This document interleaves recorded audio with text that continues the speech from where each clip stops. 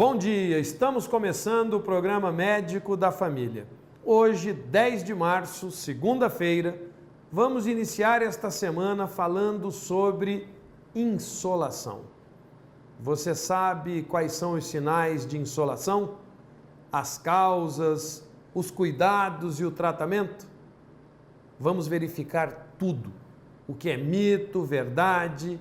Mas antes, vamos para os abraços do dia de hoje.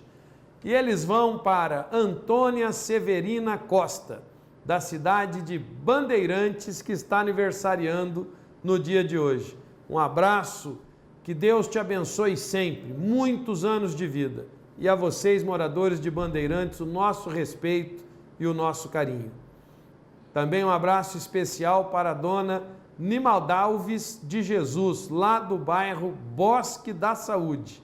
E um abraço especial a todos os funcionários da Assembleia Legislativa. Esses dias passei aí pela Assembleia e me perguntaram por que eu não mando abraço para os servidores da Assembleia Legislativa. Está dado o abraço, vocês são merecedores do meu carinho e do meu respeito. Insolação é o acidente provocado pela exposição prolongada a um ambiente quente e seco. A insolação mais comum é a que resulta da exposição direta e prolongada ao sol. Recebemos hoje aqui nossa amiga dermatologista, doutora Melina Medeiros, para falar mais sobre insolação. Bom dia, doutora Melina. Bom dia. É um prazer tê-la mais uma vez aqui no nosso estúdio. Você já tem cadeira cativa, né? Várias vezes contribuindo para a saúde do povo do Mato Grosso do Sul. Doutora Melina, o que a insolação causa realmente no nosso corpo?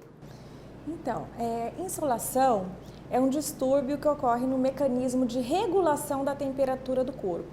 Por quê? Normalmente, quando a gente fica exposto ao sol, ao calor, a gente tem a sudorese, o suor, para abaixar essa temperatura.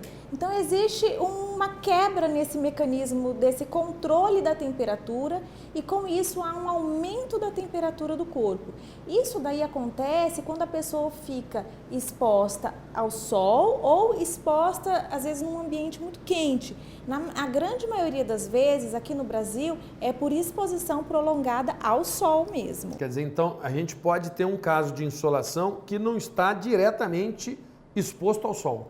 Sim. Um ambiente fechado, quente, seco, pode dar insolação. Sim, por exemplo, às vezes a pessoa fica muito tempo numa sauna seca daquela, certo, né? A pessoa pode ter queimadura, uma sauna com uma temperatura muito alta. Certo. Uma pessoa, às vezes, que faz aqueles bronzeamentos artificiais que a gente condena, a pessoa quer bronzear demais, entra naquelas máquinas que os dermatologistas condenam, ela pode ter também uma insolação, mas na grande maioria das vezes a insolação, o que a gente conhece mais comumente, é a que é causada por exposição prolongada ao sol mesmo.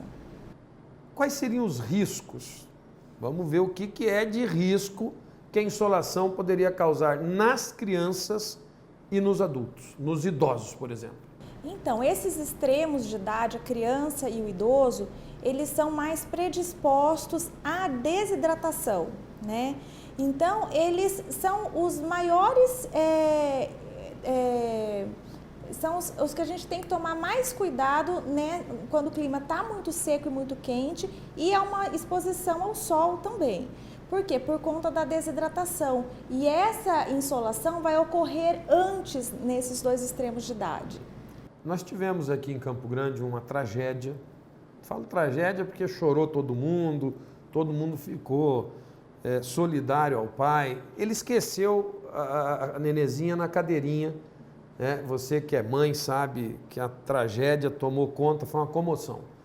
E a criança acabou desidratando e depois acabou não sobrevivendo, faleceu. Seria mais ou menos um caso assim, quer dizer, ela também sofreu uma insolação de estar num ambiente fechado, quente, e eu acho que a oxigenação também deve ter diminuído, né? Ali ficou mais de uma hora fechada num carro. Quer dizer, a desidratação aconteceria também nesses casos, seria risco mesmo? Sim, às vezes eu até, às vezes exemplificando, a gente consegue demonstrar mais. Por exemplo, criança. Às vezes a mãe deixa a criança, eu quero ficar jogando futebol, 11 horas com os amigos e fica a tarde inteira jogando futebol, correndo debaixo do sol, brincando, a criança não vai sentir. A mãe às vezes também, sei lá, às vezes numa festa de aniversário, não vai oferecer líquido. E aí, no final da tarde, a criança pode apresentar uma insolação, por ter feito esporte, corrido, tido muita sudorese e não reidratou, ficou muito tempo no sol. Aí ela pode começar a apresentar os sintomas, né, da insolação. E quais seriam, doutora Melina, os sintomas da insolação? Quais seriam? Então, primeiramente, ela começa a ter uma dor de cabeça, né? Começa a ter dor de cabeça, começa a ter tontura, começa a sentir náusea, aquele mal-estar generalizado, a visão, ela começa a sentir turva. E aí, com o passar do tempo, você vai começar vendo os sinais disso.